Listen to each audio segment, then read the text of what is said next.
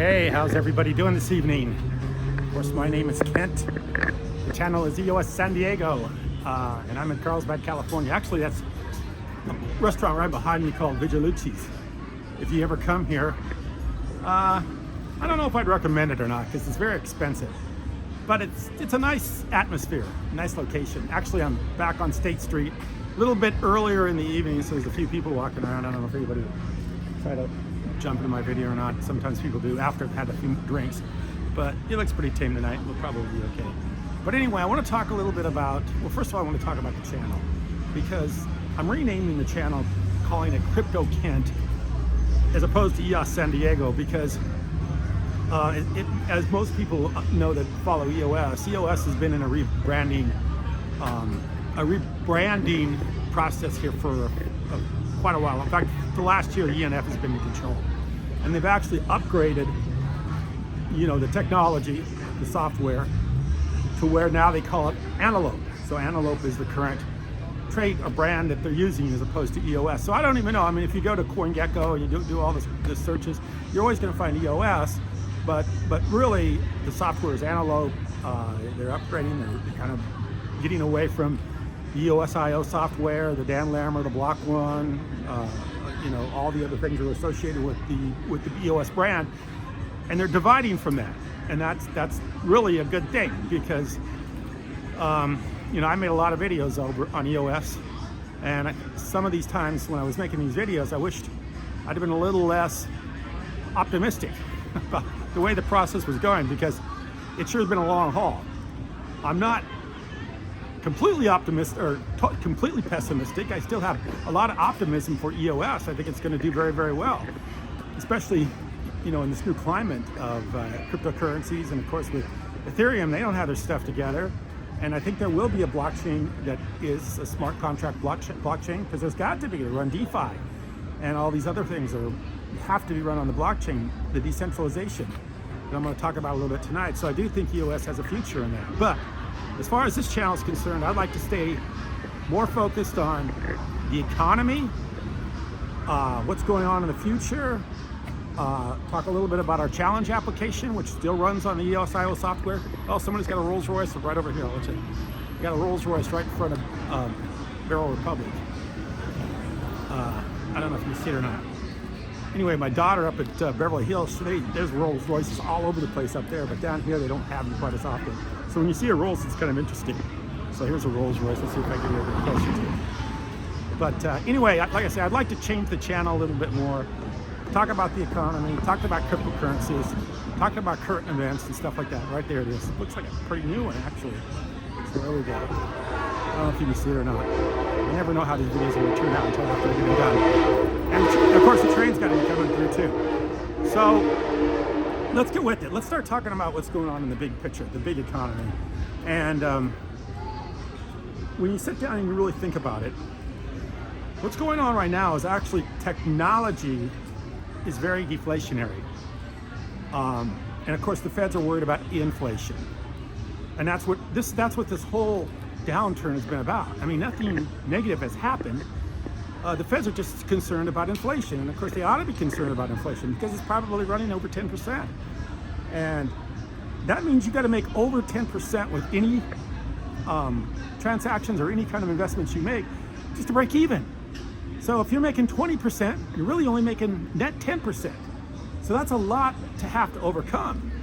And they are concerned about that. So what they're doing is they're starting to be very careful as far as interest is concerned. They want to raise the interest rates. Of course, they raised 3/4 of a basis point yesterday, and they're probably going to raise them some more. They're being very negative about the economy.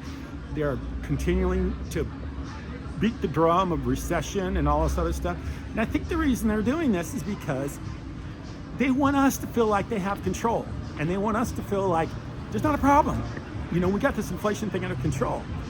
And the fact of the matter is that it can't be further from the truth that they have inflation under control. It's getting worse, and it's going to get much worse. In fact, it's going to get so bad, it's starting to worry me about how bad inflation is going to get.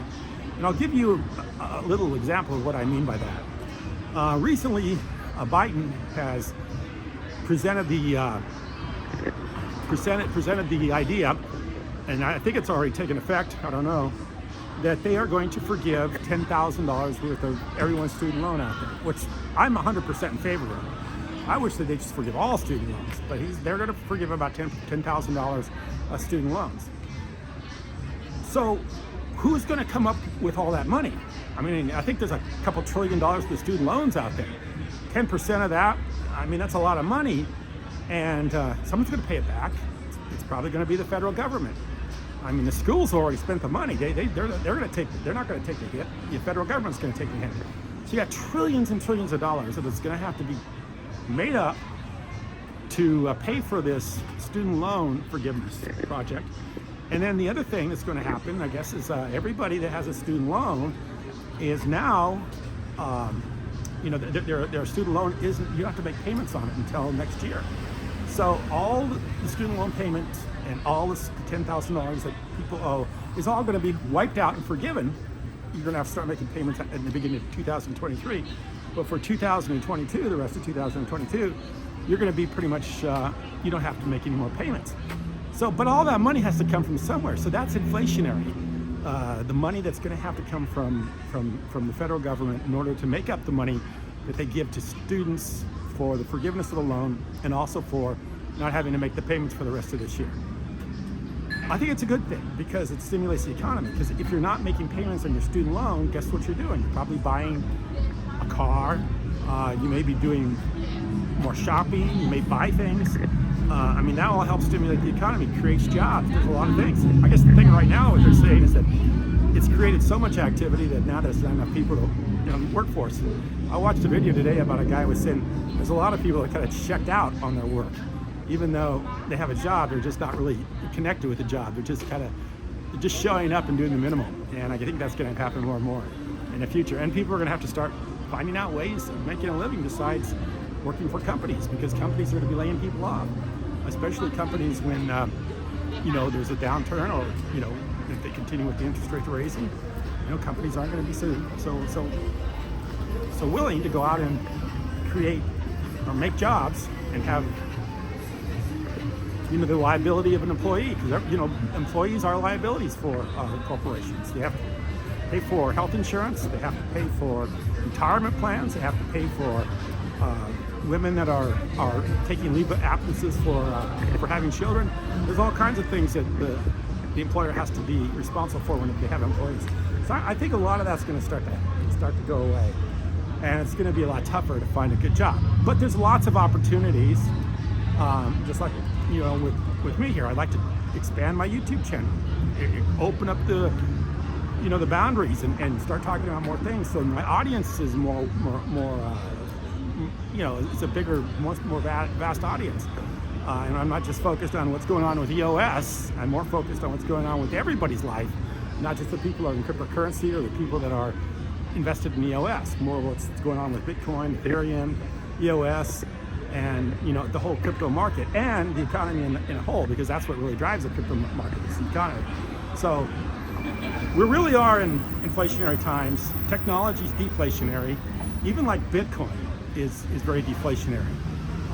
Only 21 million ever to be mined in a minute. And over time, that's going to go down to zero. I mean, it's going to be a long, long time before all the Bitcoin are mined, but as time goes on, it'll be less and less Bitcoin mined, which is less and less inflation. So Bitcoin is really very deflationary, and if you want an example of that, it's even more deflationary when you think of the buying power. I was listening to someone who was saying that in 2012, it took about 55,000 Bitcoin to buy a house, the average house in the United States. Today, the average house being about $500,000, you're looking at 20 Bitcoin to buy the average house. So from, 50,000 Bitcoin to 20 Bitcoin in 10 years? That really shows you where Bitcoin, the power, the buying power of Bitcoin has increased over the last 10 years. So in my opinion, would I want to leave my money in, a fiat currency, or even I have this one guy I listen to on YouTube, and he's always talking about dividend stocks. Do I really want to own a freaking dividend stock? Even though I'm making a little bit of income from it, when a Bitcoin can go from 5,000 to 60,000 in less than a year, like I did in 2020? Do I really want to stick my money in a dividend coin or dividend asset or a dividend-driven stock that just gives me maybe a nice little dividend every day? But that's not going to be the game. Nobody wants to do that. I wouldn't want to do that. I don't think anybody else would want to do that either. So Bitcoin, even though it's been beat up, and even though, yeah, we're sitting around 20,000 bucks, which is really sucks when it used to be close to $60,000. It's the opportunity, and what's going on right now is the feds and the people that are in finance and money want you to think that Bitcoin's speculative and it's not a good idea, and that you need to stay away from anything that's not completely safe, like treasury bills or dividend stocks. So that's what they're telling you, that's what they're preaching you, that's what they want you to do. In the meantime, you're getting robbed. You're getting robbed every single day of the week. If you want a definition, a really good definition of inflation is tax. So when you think of inflation, whenever they talk about inflation, think of it as a tax, because that's what it is.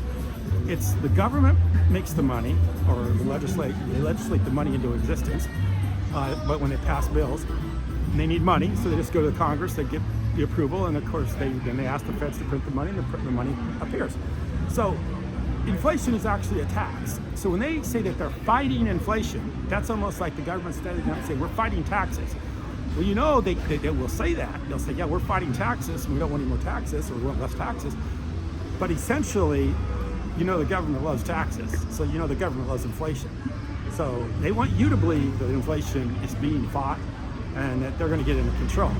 But the fact of the matter is when they're forgiving $10,000 for student loans for everybody, and they're making it so you don't have to make any student loan payments the rest of the year, and they're pumping all that money back in the economy, like people having extra money to spend, that's as inflationary as it gets. And I don't care how much you raise interest rates, it's not going to change that. It's not going to change the amount of money being spent, which is an enormous amount of money. But there's no way they can just keep that balanced out in the economy. So yeah, I would say that the inflation is definitely here to stay, and it'll be here to stay for quite some time. I don't see any reason why there's any way that inflation's not going to stay, or get a lot worse. Even get a lot worse. That's what I would say. Get much worse. So I think people thinking that the government's going to do something about inflation is very hopeful thinking. But anyway, how you doing, man? Got one person jumping in my video, so looks like a pretty tame night all in all.